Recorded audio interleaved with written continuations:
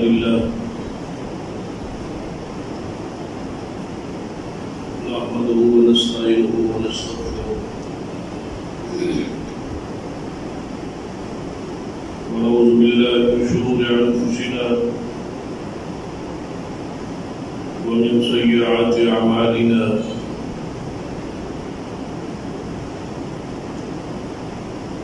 من يهد الله فلا مضل له ومن يضلل فلا هادي له أشهد أن لا إله إلا الله وحده لا شريك له وأشهد أن محمدا عبده ورسوله أما بعد فإن خير الحديث كتاب الله وخير الهدي هدي محمد صلى الله عليه وآله وسلم وشر الأمور محدثاتها كل محدثة بدعة وكل بدعة ضلالة أما بعد أعوذ بالله السميع العليم من الشيطان الرجيم من حمده ونفخه ونفثه بسم الله الرحمن الرحيم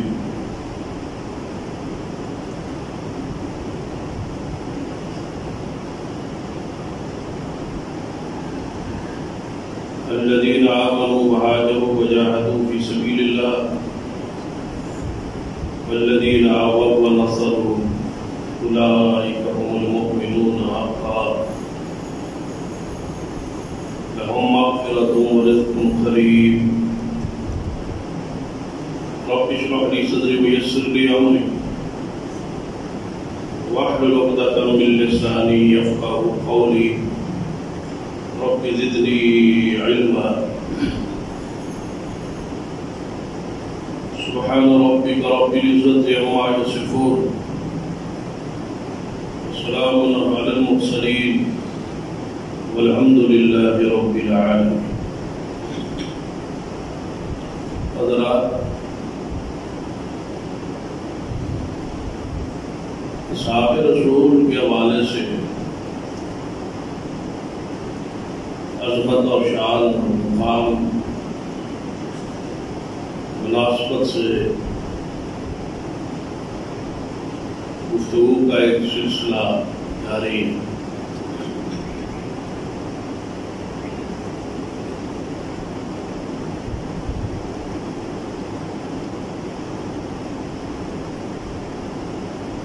اس کو انشاءاللہ ایک دو بات میں پروس کریں گے.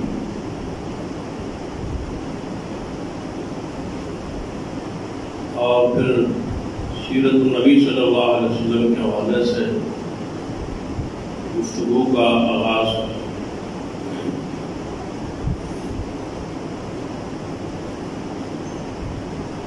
صحابہ کرام کے خلاف ایک منظم سازش کے تحت ان کی گستاخی اور توہین اور تنقید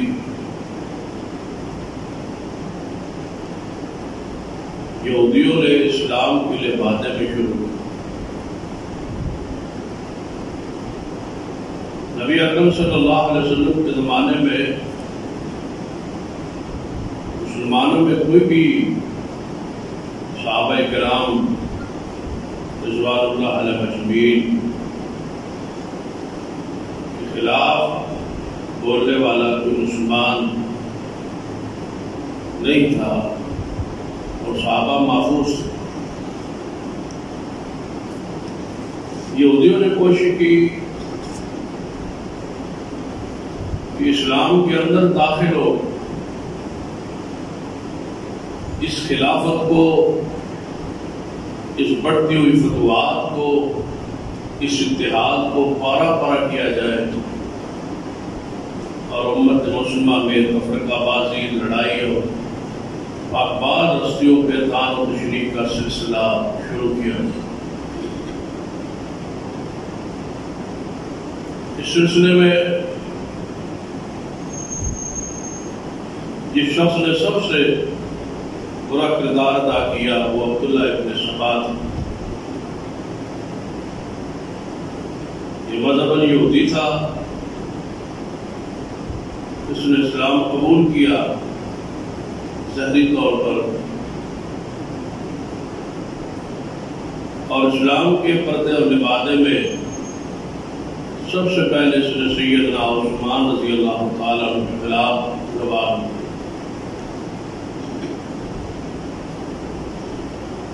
شروع میں اس کا اختلاف سیاسی نوعیت کا تھا کہ سیدنا عثمان رضی اللہ تعالیٰ پر بھی فرما رہے ہیں، گورنر صاحب اپنی مرضی کے لگائے ہیں، اپنے خاندان سے لگائے، اس قسم کے اعتراضات اٹھائے، اور ایک گروہ سیدنا عثمان رضی اللہ تعالیٰ عنہ کے خلاف تیار ہو، جس کی پوری روایات جو ہے گزشتہ 2 خطبے میں بیان ہو گئی۔ آج جو بیان کرنا مقصود ہے یہ اصحاب رسول سے یہ مخالفت ہے، یہ دشمنی ہے، یہ معمولی جرم اور گناہ نہیں، جس کو بندہ نظر انداز کر دے یا چھوڑ دے اور اس کا ذکر نہ کرے۔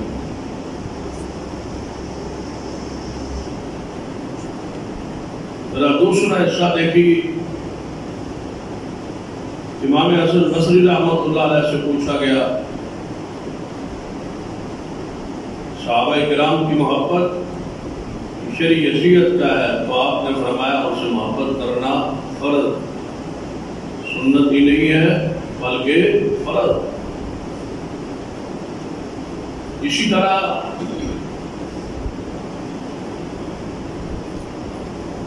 بہت سارے اقوال محدثین کرام کے موجود ہے۔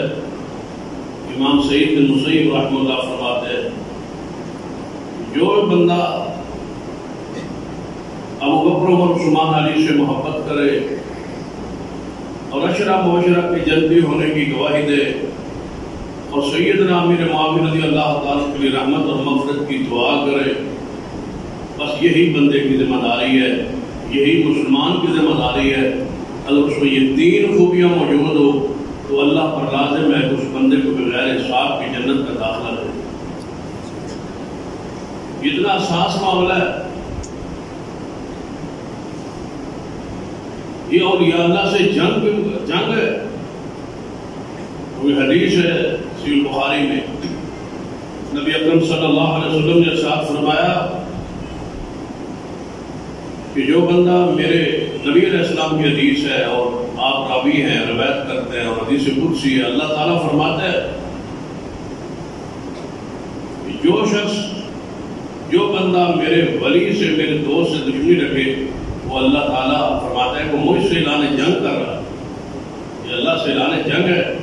صحابہ کرام سے بڑے اولیاء اللہ کون ہو سکتے جن کی ولایت پر اتفاق اور اجماع ہے؟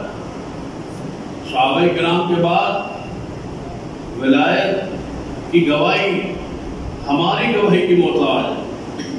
یہ پھر سننے بعد صحابہ کرام کے بعد جس کو ولی کہا گیا یا جس کو ولی مانا گیا یا جس کو بادشاہ کہا گیا وہ بندوں کی گواہی پر ہے، ہم سب لوگوں کی گواہی پر ہے۔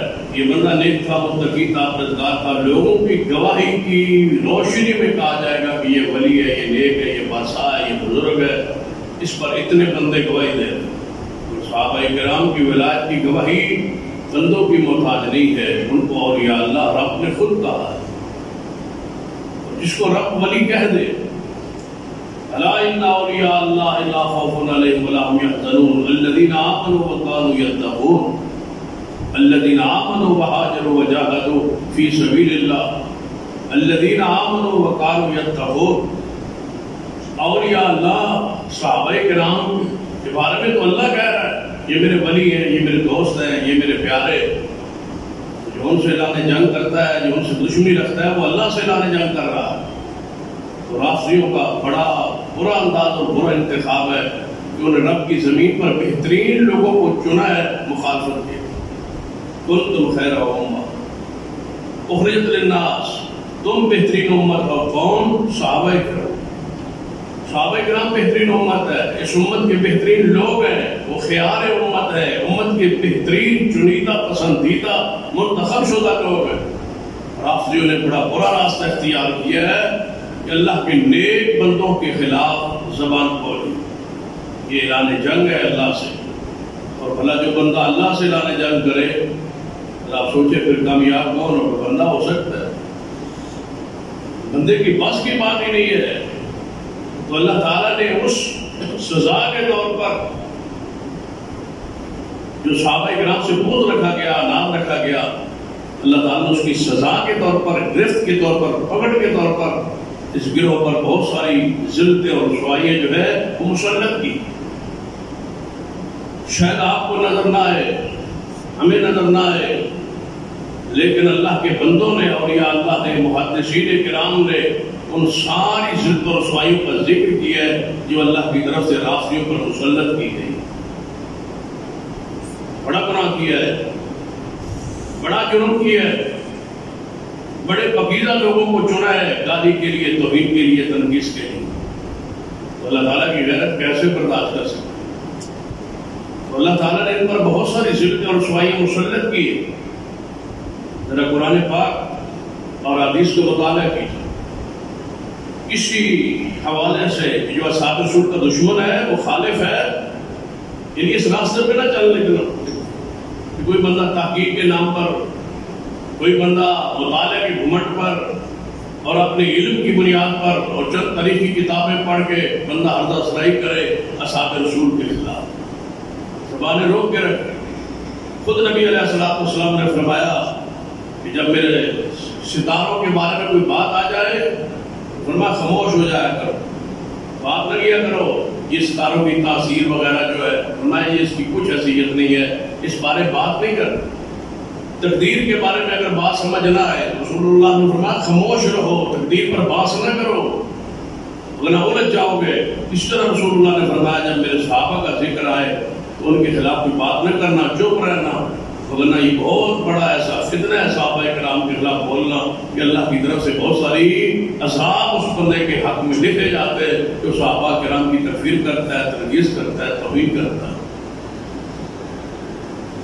ایسے لوگ موجود ہیں جنہوں نے اصحاب رسول کے خلاف بغض کا مظاہرہ کیا ہے، کسی ایک صحابی کے خلاف. اور ایک بات بڑی پتہ کی ایک محدث نے لکھی ہے، اگر آپ اس پہ غور کریں تو فرماتے ہیں کہ میرے نزدیک تو اتنا کہنا بھی جائز نہیں ہے صحابہ کرام کے حوالے سے کہ فلاں صحابی کا شان کم ہے اور فلاں کا زیادہ ہے.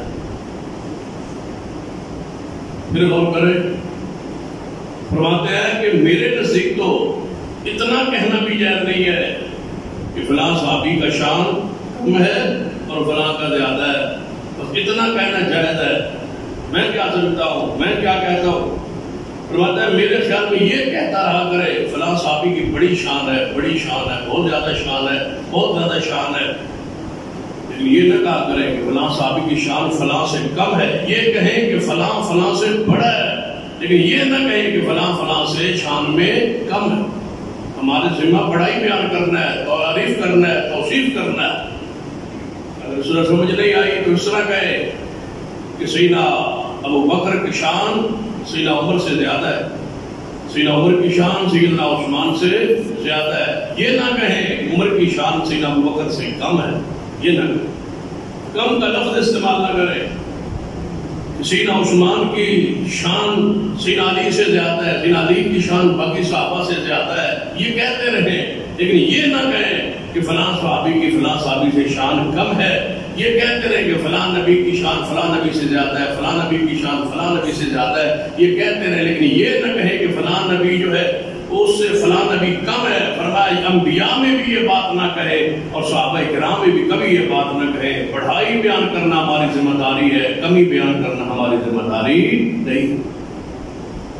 صحابہ کرام کے بارے میں اتنے حساس و بندہ ان کی ذرا برابر توہین اور تنقید جس پہلو سے اور جس انداز سے ذہن میں آ رہی ہو یا تحقیق میں یا مطالعہ میں، وہاں زبان روک اور کہہ دے کہ یہ مغفور لوگ ہیں، یہ بخشے ہوئے لوگ، کوئی بات ہو گئی ہوگی لیکن یہ بخشے ہوئے لوگ، کوئی بات ہو گئی ہوگی لیکن بخشے ہوئے لوگ ہیں، یہ ان پر بانسنا شروع کر دیں۔ جس طبقے اور جس گروہ نے باس کی ہے وہ اس دلدل میں پھنسے ہو، انہیں آج تک کوئی سمجھ نہیں آئی ہم کیا کر رہے ہیں اور کیا ہو رہا ہے، ہمارا مسلک کیا، ہمارا عقیدہ کیا، ہمارا منہج کیا ہے، انہیں کوئی پتہ ہی نہیں۔ جس طرح وہ کوئی کیفیت ہے نولہ ما تولی والی ونصلہ جہنم وساءت مصیرا، وہ پھر رہے ایسے دلدل میں پھنسے ہوئے ہیں، اس دلدل سے وہ نکل ہی نہیں سکتے، اور وہ صحابہ کرام پر رات دن تبرہ، بلکہ آپ حیران ہوں گے کہ 2-4 دن پہلے ایک رافضی کی طرف سے میڈیا پر آیا، کہتا ہے تبرہ کرنا ہمارے نزدیک نماز روزے سے زیادہ فرض ضروری، ہمارا اس کے بغیر گزارا نہیں ہوتا، ہمارا مذہب ہی تبرہ پر قائم ہے، ہمارا اس کے بغیر گزارا نہیں۔ پھر ساتھ کہہ رہے ہیں تبرہ کا معنی گالیاں نہیں ہے، ہم گالیاں کے معنی میں تبرہ نہیں لیتے، تبرہ کا معنی ہم یہ لیتے ہیں کہ ابو بکر عمر عثمان سے ہمارا کوئی تعلق نہیں ہے، برات کا اعلان کرتے ہیں کہ وہ اس قابل نہیں ہے کہ ہم ان کا ذکر کریں۔ بتاؤ یہ گالی سے بڑا جرم ہے کہ ہمارا ان سے تعلق ہوئی، رسول اللہ کا سسر ہے، بتاؤ سسر کے ساتھ تعلق ہوتا ہے یا نہیں ہوتا؟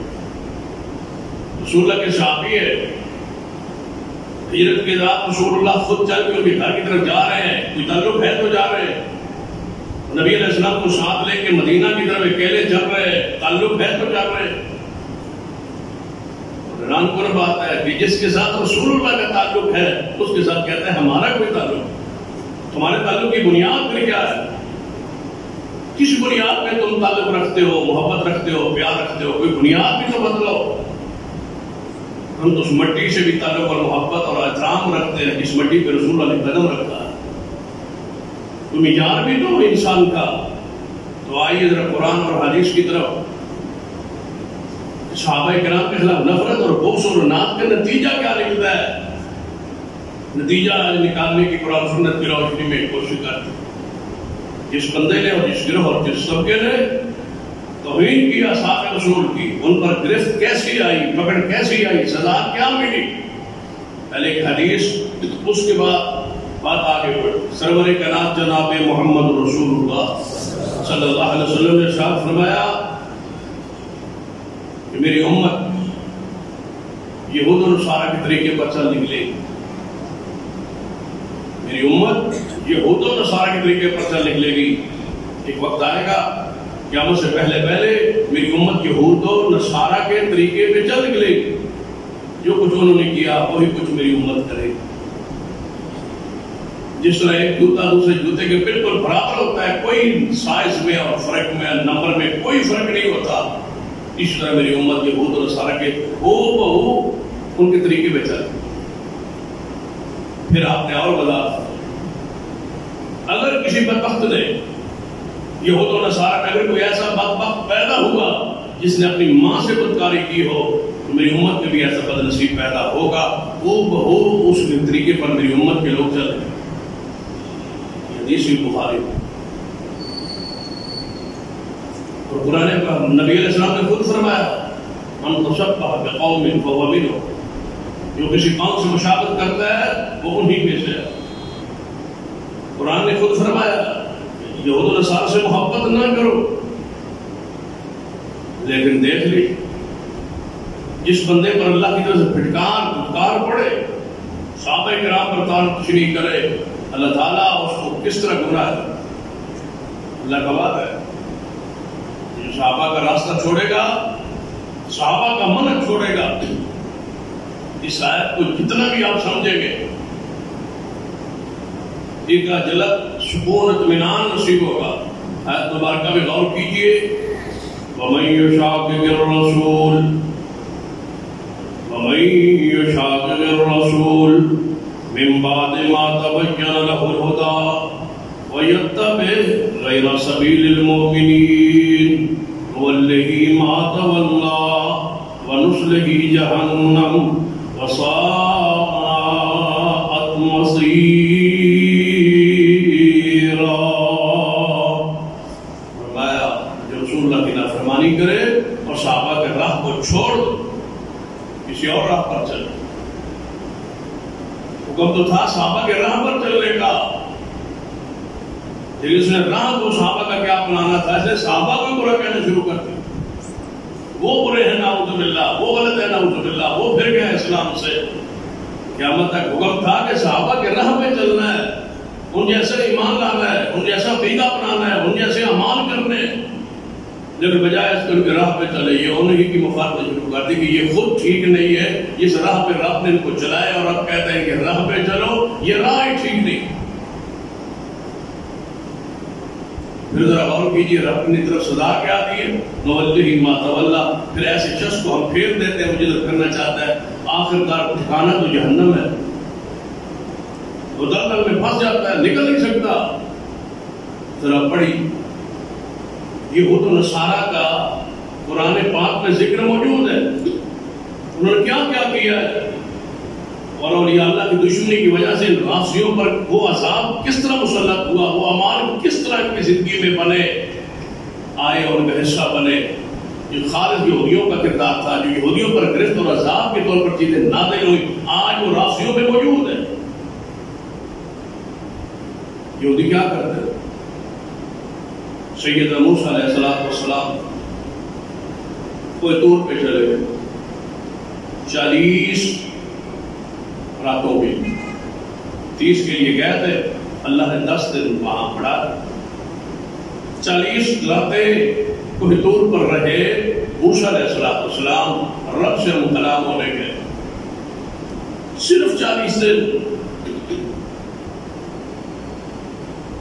اور جب موسیٰ علیہ السلام گئے ساری قوم توحید پر تھی، صحیح عقیدے اور صحیح منہج پر تھی، کتنی جلدی گمراہ ہوئی، صرف 40 دن۔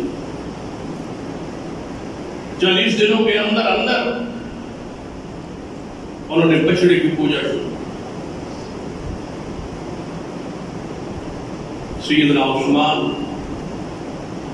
رضی اللہ تعالی کتنے دن معصور ہوئے، کتنے دن بند ہوئے، 40 دن۔ پیچھے کون تھے؟ موسیٰ علیہ السلام اپنی قوم میں کس کو چھوڑ کے گئے؟ ہارون علیہ السلام۔ اور اس امت کا ہارون کون ہے؟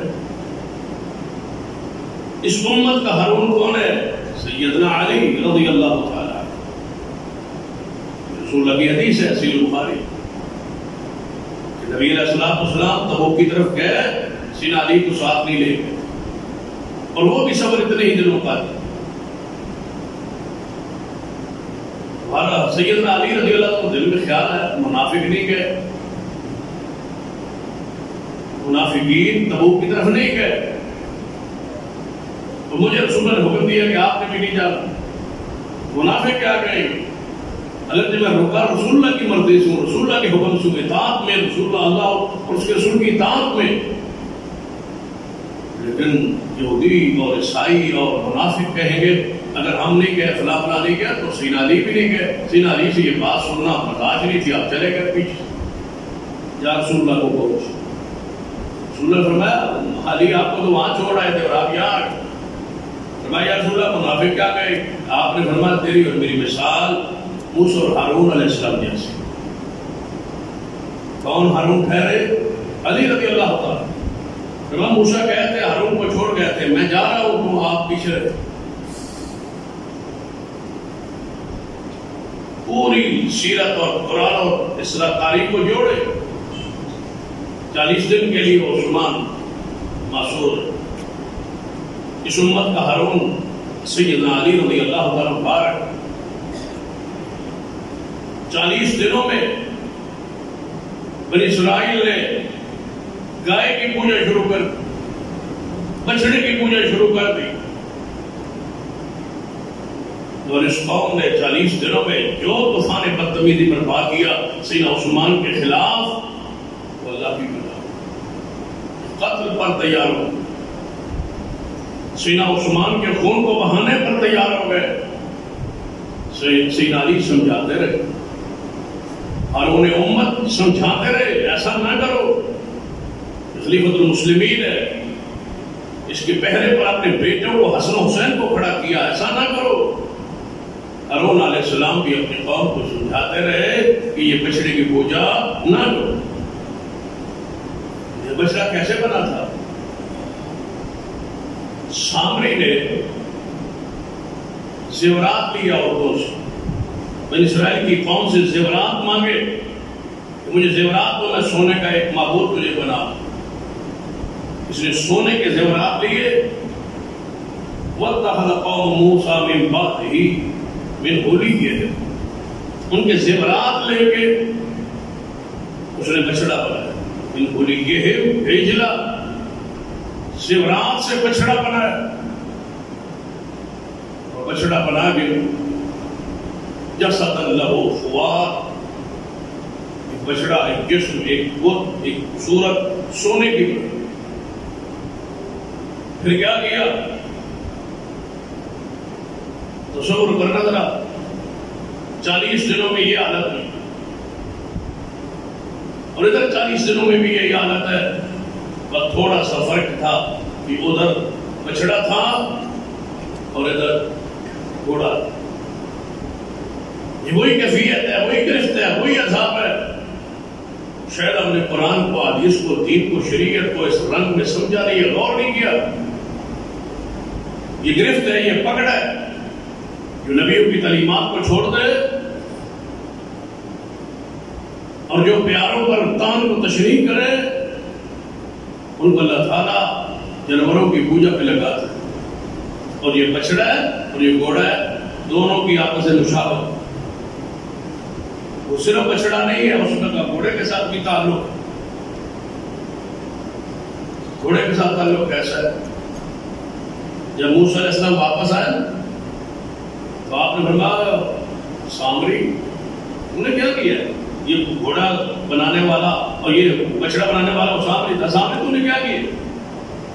کہتا ہے میرے دل میں بس خیال ہے، وہی تو اس پر نہیں آتی نا، نبی تو نہیں ہے نا، بس میرے دل میں خیال ہے کہ معبود بنا، تو میں نے ان کو سونا ان سے لیا اور ان کا ایک بچڑا بنا۔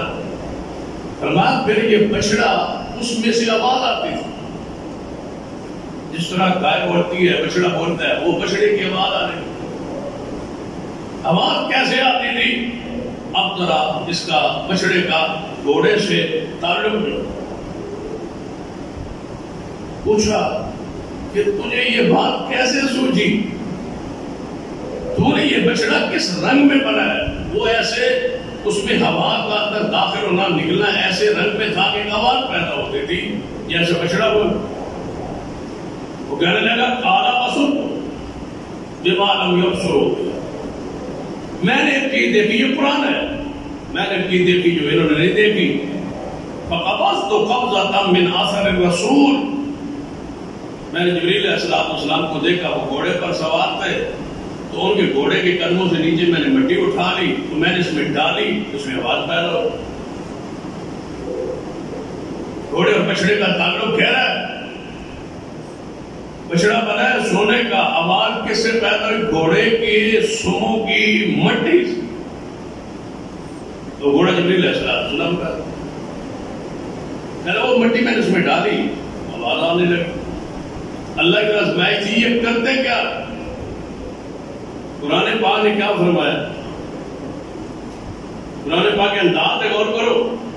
اللہ تعالیٰ فرماتے ہیں أَلَمْ يَرَوْا أَنَّهُ لَا يُكَلِّمُهُمْ وَلَا يَهْدِيهِمْ سَبِيلًا، مشرکوں کو، بے ایمانوں، بے دینوں کو اتنا بھی نہیں پتا چلا کہ وہ معبود کیسے ہو سکتا ہے جو ان سے بات نہیں کر سکتا۔ أَلَمْ يَرَوْا أَنَّهُ لَا يُكَلِّمُهُمْ، ان سے یہ تو کلام نہیں کرتا، وَلَا يَهْدِيهِمْ سَبِيلًا، کوئی راہ نہیں بتلاتا، بولتا نہیں، کوئی گفتگو نہیں کرتا، بات نہیں کرتا، تو ان کو معبود مشکل کشا روا نفر عثمان کا یہ مالک یہ یاد کیسے، یہ کیا کر رہے ہیں؟ اب جا کے پوچھو گھوڑے کی پوجا، گھوڑے کو سونے سے اور گھوڑے کو کپڑوں سے ملبوس کر کے، مسیر کر کے، اس کو بابا اور مولا بنا کے، پھر اس کو پوچھ کے، جو کلام نہیں کرتا. کبھی گھوڑے کو محرم میں بولتا دیکھا ہے؟ قرآن بتلاتا ہو، کوئی بات کرتا ہو؟ قرآن کہتا ہے بات نہیں کرتا ان سے. وہ بچڑا اور ایجل اور گھوڑے کا جو آپس میں جوڑ ہے مٹی اور سونے کا، کلام نہیں کرتا، بات نہیں کرتا، لیکن یہ پوج رہے. کیوں پوج رہے؟ کہ انہوں نے ہارون علیہ السلام کی بات کو نہیں مانا. ہارون علیہ السلام فرماتے رہے یہ شرک ہے، یہ شرک ہے، یہ کفر ہے جو تم کر رہے ہو. نہیں مانا، نام لیتے رہے، صدقے جائیں یا اے ہارون آپ پہ صدقے جائیں، آپ پہ قربان جائیں. بات نہیں مانی. ان بدبختوں نے، ملوائیوں نے، مصریوں نے، قاتلین عثمان نے سیدنا علی کی محبت کا نام تو لیا لیکن سیدنا علی کی بات نہیں مانی. یہ ہارون ہے اس امت کا، علی رضی اللہ تعالیٰ ہے. بات نہیں مانی. وہ فرماتے رہے کیوں مارتے ہو خلیفۃ المسلمین؟ نہیں مانی. پھر اللہ نے گرفت دی اور سزا دی. اللہ تعالیٰ نے سامری کے اندر اس شرک کی وجہ سے، ہارون علیہ السلام کی مخالفت کی وجہ سے، گائے کی پوجا اور گھوڑے کی پوجا کی وجہ سے، کیونکہ صرف گائے بچڑا میں اس لیے نہیں کہہ رہا اس کا تعلق گھوڑے کے ساتھ، بچڑے اور گھوڑے کی پوجا کے ساتھ اللہ نے پھر سزا کیا دی؟ اللہ نے اس کے وجود پر بیماری نہ دی. جس بیماری کو نام پتنی آپ کیا دیں، اس بیماری کو کیا کہا جا سکتا ہے؟ میں تو کرونا ہی کہوں. یہ بیماری اللہ نے سامری پر مسلط کی. مفسرین نے لکھا ہے کہ اس کی بیماری کا انداز یہ تھا جو اس کو ہاتھ لگاتا اس کو بخار چڑھ جاتا. اب آپ بتائیں ہاتھ لگانے سے جو بخار چڑھ رہا ہے یہ کون سی بیماری؟ یہ جو اس کو ہاتھ لگا تو اس کو بخار چڑھ جاتا. جب بخار اس طرح پھیلنے لگا تو قرآن پاک نے اس کی وضاحت. رب نے فرمایا اے سامری چاہو تیری سزا کیا ہے؟ فَإِنَّ لَكَ فِي الْحَيَاةِ أَن تَقُولَ لَا مِسَاسَ. تو یہی کہتا کرے گا جو بندہ آپ سے آپ کے قریب آئے گا اس کو کہے گا تھوڑا سا پیچھے، تیرے اور مجھ میں تھوڑا سا فرق ہونا چاہیے. اگر تو قریب آ گیا میرے ساتھ تو میری بیماری تجھے لگ جائے. یہ قرآن میں ہے. یہ گھوڑے کی پوجا کی وجہ سے، بچڑے کی پوجا کی وجہ سے یہ بیماری شروع ہوئی اور بیماری لگی. اور اگر آپ کا حادثہ ہو، پاکستان میں کرونا جب داخل ہوا تو کس سرحد سے، کوئٹہ پادلی سرحد سے، کس ملک سے داخل ہوا؟ ایران سے. وہاں سے لوگوں کو روک کے رکھا، پرتیلا کیے رکھا کہ یہ لوگ واپس جائیں گے. باقی کے لوگوں کو بعد میں بدنام کرنے کی کوشش کی. اصل تو یہ کافروں سے، چائنا سے اور دیگر ممالک سے یہاں یہ گھوڑے اور جہاں یہ جانوروں کی اور جہاں یہ بچڑوں کی پوجا ہوتی ہے وہاں ان ممالک سے اس بیماری کو نکالا گیا، نکلی ہے. اور یہ بیماری اللہ کی طرف سے گرفت اور عذاب ہے صحابہ کی توہین کی وجہ سے. کہنا لا مساس، مجھے چھونا نہیں ہے، مجھے مس نہیں کرنا، تھوڑا سا پیچھے رہنا ہے. تقریباً 6 فٹ کا تو فرق ہو، پیچھے پیچھے رہنا ہے، میرے قریب نہ. بیماری لگ جا رہی. رب نے فرمایا یہ اے سامری یہ تیری سزا دنیا میں ہے اور جہنم کی سزا کا ہم تجھ سے وعدہ کرتے ہیں. تو نے گھوڑے اور بچڑے کی پوجا پہ قوم کو لگایا ہے، ہم تجھے جہنم کے عذاب کا وعدہ دیتے ہیں. اور رب وعدے کی مخالفت نہیں کرتا. دنیا میں تو لامساس ہے، تجھے چھونے والا بیمار ہو جائے گا، اس کو یہ بیماری بخار کی لگ جائے گی اور جب تو مر جائے گا تو تیرے ساتھ وعدہ رب کرتا ہے کہ تجھے جہنم کی سزا ہو. قرآن کو پڑھی. ہارون علیہ السلام کتنے صبر والے تھے. وہ شرک کرتے رہے، وہ کفر کرتے رہے، وہ کفر کرتے رہے، بشری پوجا کرتے رہے، آپ سمجھاتے رہے، وہاں وصیت کرتے رہے، لیکن تلوار نہیں، لڑے نہیں۔ یہی موقف سیدنا علی رضی اللہ عنہ، قاتلین عثمان آپ کے ساتھ ہیں، آپ ان کے خلاف تلوار اٹھائیں، فرمایا نہیں، وہی صبر، وہی انداز جو ہارون علیہ السلام سے، فرمایا نہیں، حالات بگڑ جائیں گے، خراب ہو جائیں گے، میں ایسا نہیں کروں، حالات سورنے کا، درست ہونے کا انتظار کرو۔ سیدنا امیر معاویہ اور دیگر صحابہ کہتے تھے کہ نہیں، انتظار کے بغیر ان کو مارو یا ہمارے حوالے۔ قرآن پاک کو اس انداز میں ذرا پڑھ کے دیکھ۔ موسیٰ علیہ السلام پھر جب واپس آئے، ہاتھ میں تختیاں تھیں جو اللہ نے آسمان سے نازل کی تھی، جن پر توریت لکھی ہوئی تھی، وہ لے آئے۔ آتے ہی دیکھا کہ گائے کی اور گھوڑے کے وہ اختلاط سے وہ شرک ہو رہا ہے، غصے میں آئے، جلال میں آئے، تختیوں کو نیچے رکھا، ہے کہنا ہارون علیہ السلام کے پاس آئے تو ہم نے اچھی انداز میں میری خلافت کو، میری نیابت کو کیا ہے، یہ کیا ہو رہا ہے؟ داڑھی مبارک کو پکڑ ہارون علیہ السلام تو پیغام دے دیا کہ دو نبی آپس میں الجھاؤ ہو چکا ہے، دونوں سے محبت ہے، دونوں سے پیار ہے۔ جب ہارون امت پر میرے معاویہ کا اختلاف ہوا ہے تو وہاں ایک سے پیار کیوں؟ دونوں سے پیار،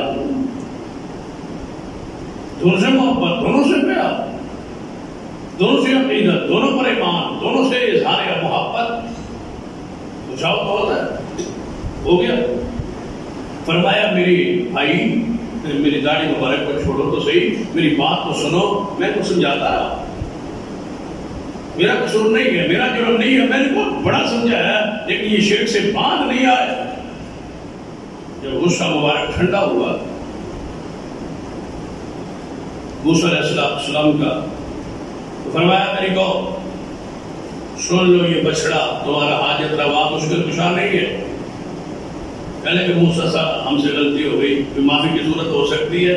فرمایا ایک ہے معافی کی صورت، تم پر اللہ کی طرف سے ایک پکڑ، ایک گرفت آ رہی ہے، تم ذرا اس پر پہلے عمل کرو، پھر توبہ کرو۔ کون سی؟ وَإِذْ قَالَ مُوسَىٰ لِقَوْمِهِ يَا قَوْمِ إِنَّكُمْ ظَلَمْتُمْ أَنفُسَكُمْ، اے میری قوم، آپ نے اپنی جانوں پہ ظلم کیا ہے۔ ظلم کیا کیا ہے؟ تم نے کس کی پوجا کی ہے؟ بچڑے گھوڑے کی پوجا کی ہے، یہ شرک ہے۔ ان الشرک لظلم عظیم، شرک بہت بڑا ظلم ہے، تم نے شرک کیا۔ اتخاذکم العجل، یہ بچڑے کو پکڑنا، معبود بنانا، یہ شرک ہے، تم نے ظلم کیا۔ فتوبوا الی بارئکم، اپنے رب کی طرف، اپنے پیدا کرنے کے والے کی طرف توبہ کرو۔ توبہ کا طریقہ کیا ہے؟ فاقتلوا انفسکم، چھریاں لے لو، اپنے آپ کو مارو، یہ تمہاری سزا ہے۔ جو جانور کی پوجا کرے، اللہ نے اس کی سزا رکھی ہے کہ وہ اپنے آپ کو مارے۔ فاقتلوا انفسکم، قرآن ہے، فرمایا مارو اپنے آپ کو، یہ اپنے آپ کو مارنے کی سزا ہے۔ صدیق عمر، عثمان اور سیدنا علی اور ایسے پاکیزہ ہستیاں کا بغض جو ہے وہ دنیا میں سکون سے رہنے دیں۔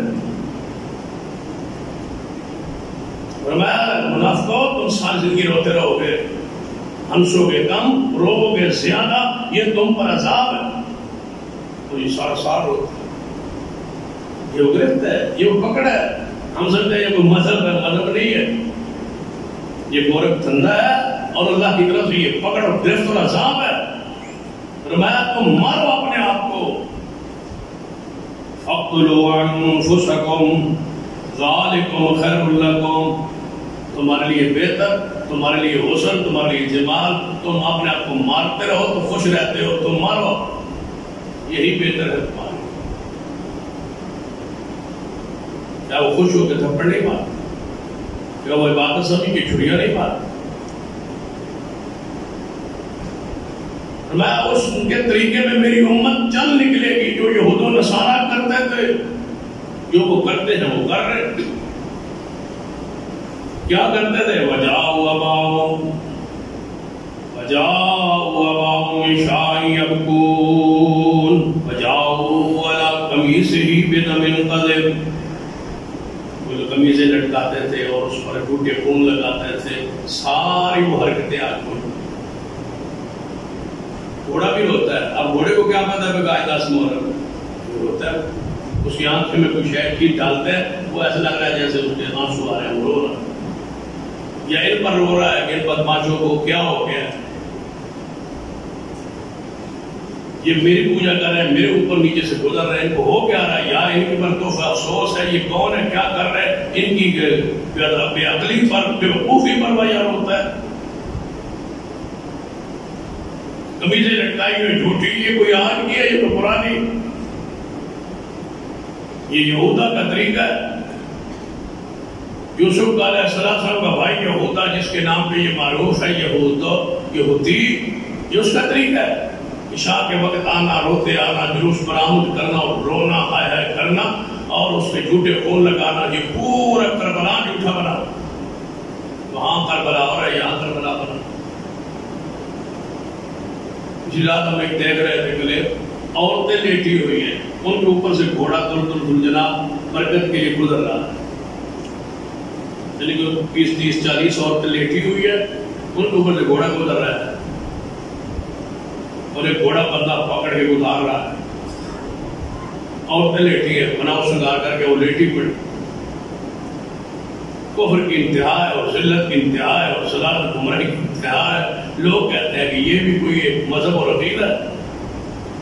فَاقْتُلُوا أَنفُسَكُمْ، مارے اپنے آپ کو تب تمہاری توبہ قبول ہو. یہ ان سے کوئی کام ہے. یہودی کیا کہتے ہیں؟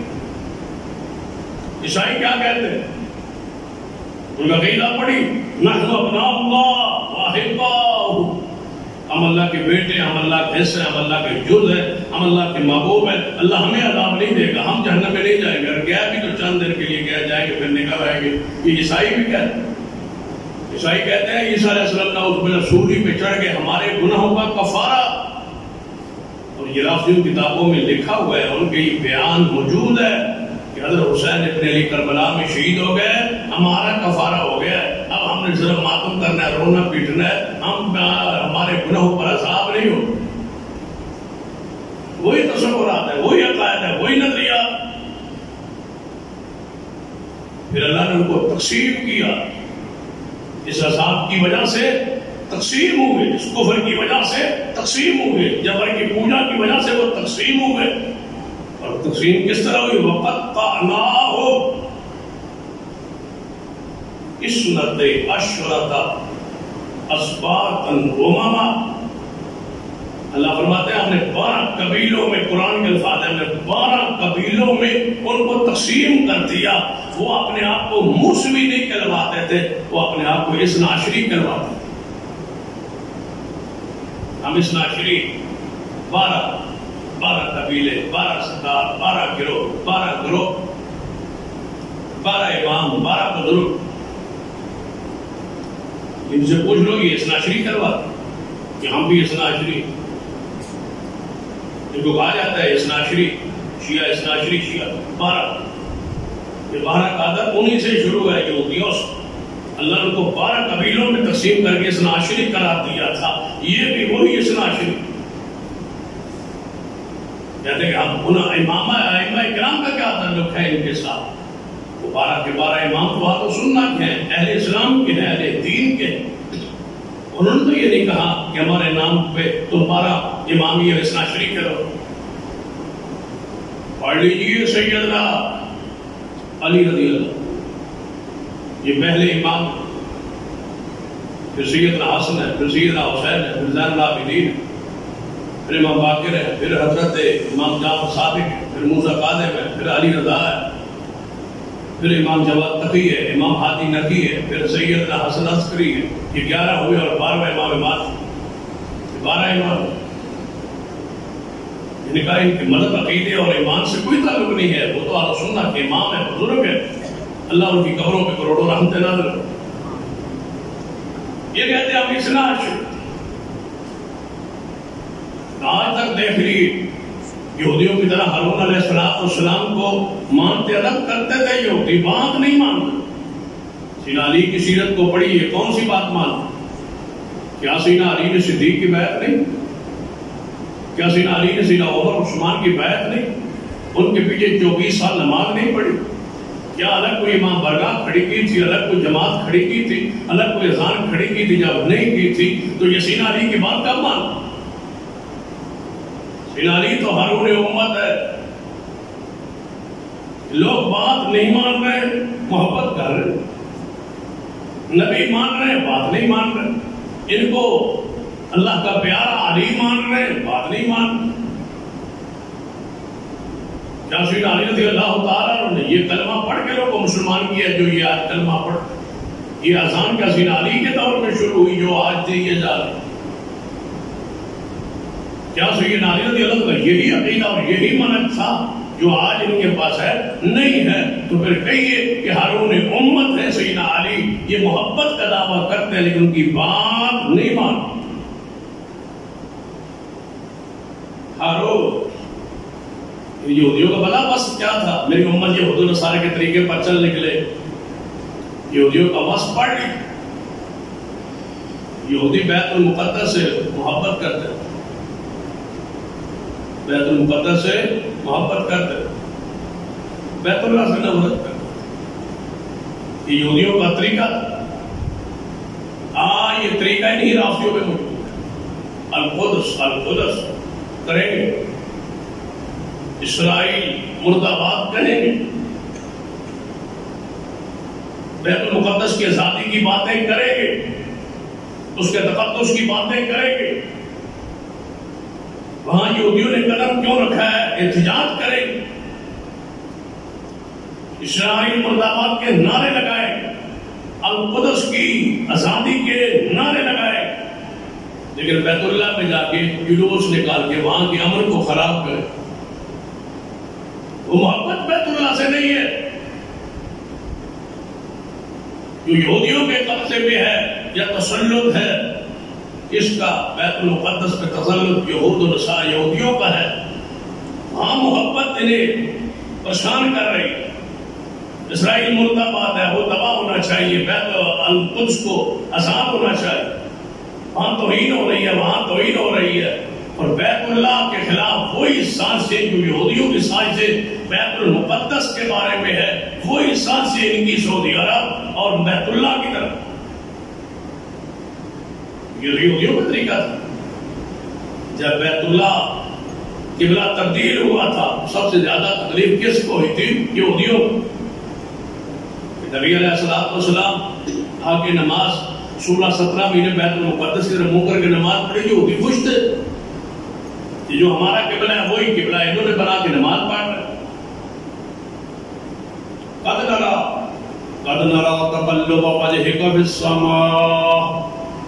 رسول اللہ بار بار آسمان کی طرف دیکھتے تھے کہ میرا قبلہ تبدیل ہو جائے. اللہ فرماتے ہیں میرے محبوب جب آپ نے بار بار ہماری طرف دیکھا نا تو ہم نے آپ سے توجہ فرمائی، ہم نے آپ کو راضی کرنے کے لیے تمہارا قبلہ تبدیل فرما دیا.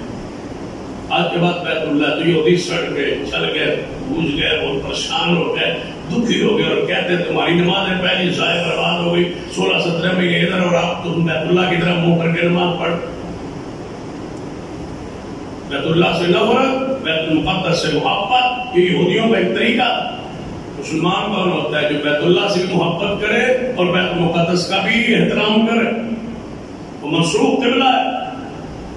سارے نبیوں نے ادھر منہ کر کے نماز پڑھی ہے، وہ واجب الاحترام ہے. وہاں 500 کی بات روایات میں 250 نماز پڑھنے کا، وہاں 250 نماز پڑھنے کا ثواب ملتا ہے. وہاں کی زیارت کے لیے تیاری کرنا، سفر کرنا سنت ہے. اس کی زیارت کے لیے اسپیشل بیت المقدس جانا ویسے اجر و ویسے ثواب ہے. لیکن بیت اللہ سے محبت اس سے زیادہ ہے. لیکن بیت اللہ میں نعرے، بیت اللہ میں جلوس، بیت اللہ میں افراتفری، بیت اللہ میں ہر سال حج کے موقع پر کس قوم اور کس ملک کے انتشار اور وہاں دھماکے کا، لڑائی کا اور بدامنی کا خطرہ ہوتا ہے. یہی لوگ، وہاں یہودیوں کو تو خطرہ نہیں ہوتا، عیسائیوں سے تو خطرہ نہیں ہوتا، کافروں سے خطرہ نہیں ہوتا، ہندوؤں سے تو خطرہ نہیں ہوتا کہ وہاں انڈیا جا کے حاجیوں پر حملہ کر دے. اسرائیل سے وہاں خطرہ نہیں ہوتا، امریکہ سے خطرہ نہیں ہوتا، کفار سے خطرہ نہیں ہے. وہاں حج کے دوران کس ملک سے خطرہ ہے، کس قوم سے خطرہ ہے، کون ہے بیت اللہ کے خلاف دل میں خوف رکھنے والے. یہ وہی سزا ہے جو اللہ نے صحابہ کی گستاخی اور توہین میں ان کو دی ہے کہ ان کے دل میں بیت اللہ کی محبت داخل نہیں ہو سکتی. یہ زیارت کریں گے عمرے کی طرف بہت کم جائے. زوار صاحب، زائر، زوار، زیارتوں کو جا رہا ہے.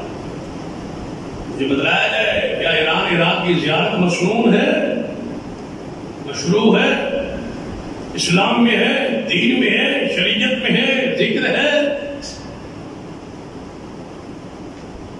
کیا اس کا تصور ہے اسلام میں؟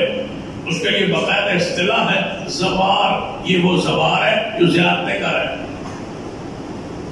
بار بار جائے تو پھر زوار بنتا ہے. جیسے ہم کہتے ہیں الحاج، بار بار حج کرے تو کہتے ہیں الحاج، یہ کہتے ہیں زوار. ان کی اسلام سے اصطلاح ہے الگ. آج تک ہماری اصطلاح مسجد اور مدرسہ ہے، ان کی اصطلاح کیا ہے؟ ایمان پر. اصطلاح ہی الگ ہے. حیران کن بات ہے، مسلمانوں کی جتنی اصطلاحیں ہیں ان سے الگ اصطلاح ہے، مقابلے میں کھڑے. جو صحابہ اکرام کی توہین و گستاخی ہے، اس کا انجام ہے، اس کی سزا ہے. جو صحابہ اکرام کی توہین کرتا ہے، اللہ تعالیٰ اس کو اپنی طرف سے ان پر یہ گرفت اور عذاب اور یہ کفر اور ضرر ان پر اتار دیتا ہے، مسلط کر دیتا ہے. لہذا اس راستے پہ نہ چلو. ہر نوجوان سے کہو توہین صحابہ کی راہ پہ نہ چلنا. سیدنا عثمان سیدنا امیر معاویہ کے خلاف رضا ستائی نہ کرنا. یہیں سے امت پٹڑی سے ہٹی ہے. جب سیدنا عثمان کی توہین شروع ہوئی ہے، یہی لوگ تباہ ہوئے، یہی لوگ برباد ہوئے، یہی لوگ پٹڑی سے اترے، یہی لوگ خارجی بنے، یہی لوگ گستاخ بنے، یہی لوگ واجب القتل ٹھہرے، یہی لوگ برے بنے. انہی لوگوں نے امت میں فرقہ واریت پھیلائی، انہوں نے فرقوں میں تقسیم کیا، انہوں نے محبت اہل بیت کا نعرہ لگایا، انہوں سیدنا عثمان کے خلاف نعرہ لگایا، سیدنا علی کی حمایت میں نعرہ لگا کے انہوں نے شرک کو، بدعات کو، خرابات کو، کفر کو، ضلالت کو، خلافت کا انکار کیا اور ان ساری چیزوں کو رواج کیا. یہ وہ توہین کا انجام ہے. اللہ نے ان کو حق پر نہیں رہنے دی. اہل سنت پر اللہ کی رحمت ہے. ہم گناہ گار ہو سکتے ہیں لیکن عقیدہ اللہ نے وہی دیا ہے جو رسول اور صحابہ پر ہوتا ہے، جو صحابہ کرام پہ آیا ہے، جو رسول اللہ نے بیان کیا ہے. اللہ نے رسول اللہ پر نازل کر کے صحابہ کو حضور نے سمجھا دیا. وہی مسلک، وہی منہج اہل سنت کے پاس محفوظ اور موجود ہے. لہذا صحابہ کرام کے بارے میں کبھی خیال میں بھی نہ آئے آپ کے دل میں کہ صحابہ بھی برے ہو سکتے ہیں، نہ ہو سکتے. توہین نہ کرنا، تنقیص نہ کرنا، ان سے محبت کرنا، ان سے پیار کرنا، ان کو سے سمجھنا کہ وہ بخشے ہوئے لوگ، وہ مغفور. آخری بات، یہ فرق آپ نے ذہن میں رکھ لیجیے ہمیشہ کے. میں چاہتا ہوں کہ عظمت صحابہ کا جو موضوع کہیں جمعہ خطبہ سے چل رہا ہے اس کو ذرا کلوز کرنے کی طرف لاؤ. آئندہ جمعے پر اس کو کلوز کر. اس لیے یہ باتیں آپ نے ذہن میں لکھ لیں، نوٹ کر لیں. طلباء بھی، علماء، جناب، ساتھی، جوان، یہ صحابہ مغفور ہے. یہ فرق سامنے رکھے. انبیاء سارے معصوم ہیں اور صحابہ سارے مغفور. معصوم وہ ہوتا ہے جسے گناہ نہیں ہوتا، مغفور وہ ہوتا ہے جسے ہو جائے تو اللہ اس کے وجود پہ گناہ نہ رہنے دے، اللہ معاف دنیا میں ہی معاف فرما دے. صحابہ مغفور ہو چکے. جب عقیدہ ہی مغفور ہونے کا ہے پھر لڑائی کس بات؟ شاید اس پوائنٹ کو، اس نقطے کو آپ سمجھ نہیں پا رہے تقریباً ہر جمعے میں نے اس کا ذکر کیا ہے، لیکن آپ سمجھنے کی کوشش کریں، اس پوائنٹ اس نقطے پہ اپنے ایمان کو آ کے روکے کہ صحابہ مغفور۔ کوئی آپ کو کہے کہ فلاں فلاں صحابی نے یہ قصور کیا، جرم کیا، تو آپ کیا کہیں گے؟ ہم نے کب کہا تھا کہ وہ معصوم ہے؟ ہم نے کب کہا ہے کہ وہ معصوم ہے، ان سے خطا نہیں ہو سکتی؟ ہم نے کب کہا ہے کہ وہ معصوم ہے؟ تو پھر وہ آپ کہتے ہیں جب معصوم نہیں ہے اور یہ ان سے خطا ہوئی ہے تو پھر آپ ان پر بحث کریں، آپ کہیں گے بحث نہیں کریں گے، اس لیے کہ ان کی خطائیں بخشی ہوئی ہے، وہ مغفور ہیں، بخش دیا رب نے ان کو، جو کچھ ہوا بخشا گیا۔ جب بخشا گیا تو پھر آپ پر کیا حاصل ہے کہ 1450 سال بعد ان پر آپ بحث کریں؟ بحث آپ نہیں کر سکتے، کیونکہ وہ خطا ان کی موت سے پہلے اللہ نے بخش دی، وہ توبہ کر کے دنیا سے گئے، مغفور ہو کے دنیا سے گئے، صاف ہو کے دنیا سے گئے، بخشے ہوئے دنیا سے گئے۔ میں آپ سے پوچھتا ہوں کہ آپ نے علماء کرام سے یہ بات نہیں سنی کہ جو بندہ حج کرے، جتنا پاپی ہو، جتنا گناہگار ہو، جتنا سیاکار ہو، جتنے بھی گناہ ہو، حج کرے تو وہ ایسا ہو جاتا ہے جیسے آج ماں کے پیٹ سے پیدا ہو۔ یہ رسول اللہ کی حدیث ہے۔ وہ بندہ کیا ہو جائے گا؟ مغفور، بخشا ہوا، بالکل گناہوں سے صاف ہو گیا۔ جس طرح حاجی کے بارے میں ہم یہ کہتے ہیں کہ حج کے بعد گناہوں سے بالکل صاف، جس طرح ماں کے پیٹ سے معصوم آیا تھا آج ویسے ہو گیا۔ ہم آدمی کے بارے میں یہ آپ کہہ رہے ہیں، اور صحابہ کرام کو کتنے صحابہ تھے آج کے آخری حج پر؟ 1.5 لاکھ صحابہ تو حضور کے سامنے بیٹھے تھے، جہاں خطبہ ہو رہا تھا وہی صحابہ تھے۔ رسول اللہ کے ساتھ حج کیا، رسول اللہ کے ساتھ مل کے حج کیا۔ لوگ رمضان میں حج کر رہے ہیں، عمرہ کرنے کیوں جاتے ہیں؟ رسول اللہ نے فرمایا جو رمضان میں عمرہ کرے وہ ایسے ہے جیسے میرے ساتھ مل کے حج کیا ہے۔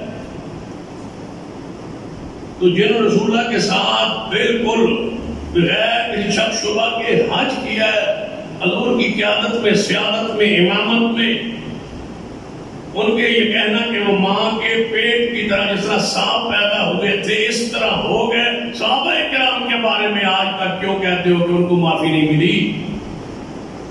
وہ مغفور ہیں، وہ بخشے ہو گئے۔ آپ جائیں گے حج پہ تو بخشے جائیں گے، انہوں نے محمد کا چہرہ دیکھا تو بخشے گئے، یہ شرف ہے۔ رسول اللہ نے فرمایا جو مجھے دیکھے اللہ اس پہ جہنم کی آگ کو حرام کر دیتا، وہ مغفور ہو۔